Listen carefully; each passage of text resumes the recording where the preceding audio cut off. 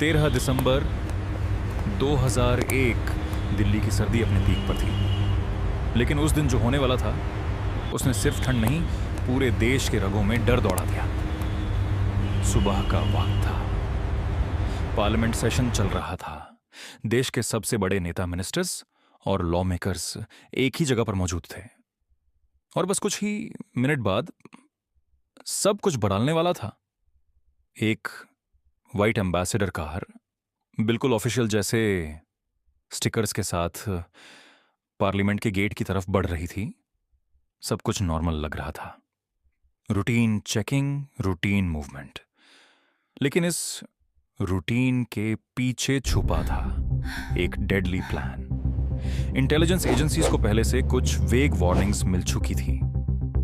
दिल्ली में कुछ बड़ा हो सकता है, हाई वैल्यू टारगेट पर अटैक पॉसिबल है, लेकिन कोई क्लियर पिक्चर नहीं थी, कोई एग्जैक्ट टाइमिंग नहीं, और शायद इसी अनसर्टेनिटी ने सबसे बड़ा गैप क्रिएट किया।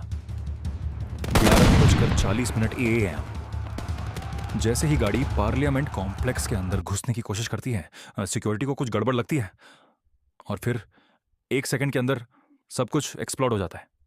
गनशॉट्स, ग्रेनेड्स, स्मोक, केओस, पंच heavily armed terrorists, AK-47, grenades, explosives. उनका टारगेट सीधा था इंडिया का दिल, इंडियन डेमोक्रेसी का सिंबल। पार्लियामेंट के अंदर उस वक्त वाइस प्रेसिडेंट, मिनिस्टर्स और कई एमपीज मौजूद थे।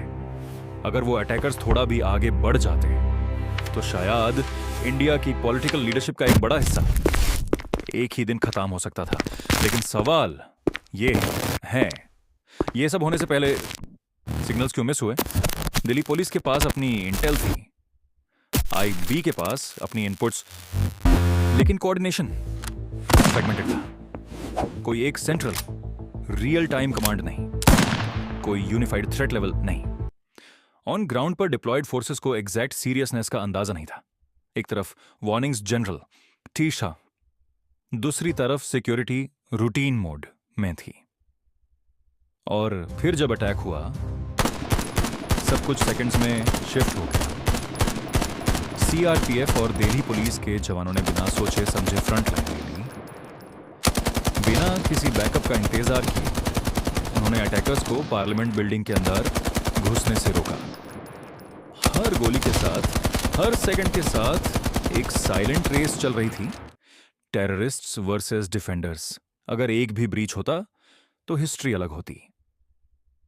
14 सिक्योरिटी पर्सनल एंड स्टाफ ने अपनी जान दे दी, लेकिन उन्होंने एक ऐसी लाइन ड्रॉ कर दी जिसे क्रॉस करना टेररिस्ट्स के लिए नामुमकिन हो गया। अटैक सिर्फ 30 से 40 मिनट्स चला, लेकिन उसका इंपैक्ट सालों तक महसूस हुआ। बाद में इन्वेस्टिगेशन ने रिवील किया कि मल्टीपल एजेंसीज के पास फ्रैगमेंटेड पीसेस ऑफ पजल थे, लेकिन किसी के पास पूरा पिक्चर नहीं थे तेरी तरीके। और जब तक पीसेस जोड़ने की कोशिश होती, तब तक वक्त निकल चुका था। इस इंसिडेंट के बाद इंडिया ने अपनी सिक्योरिटी आर्किटेक्चर को कंप्लीटली रिथिंक किया। Multi agency coordination, real time intelligence sharing, high alert protocols, सब कुछ बदला गया। लेकिन एक सवाल आज भी हवा में लटकता है। अगर उस दिन कोऑर्डिनेशन थोड़ा और स्ट्रांग होता, अगर वार्निंग्स को थोड़ा और सीरियसली लिया जाता, तो क्या वो खून खराबा रोका जा सकता था? या फिर कुछ अटैक्स ऐसे होते हैं जो सिर्फ हिस्ट्री बनने के लिए ही होते हैं। 13 दिसंबर 2001 ने हमें एक सबक दिया, दुश्मन हमेशा दौर से नहीं आता, कभी कभी वो सिस्टम के गैप्स के बीच से घुस आता है।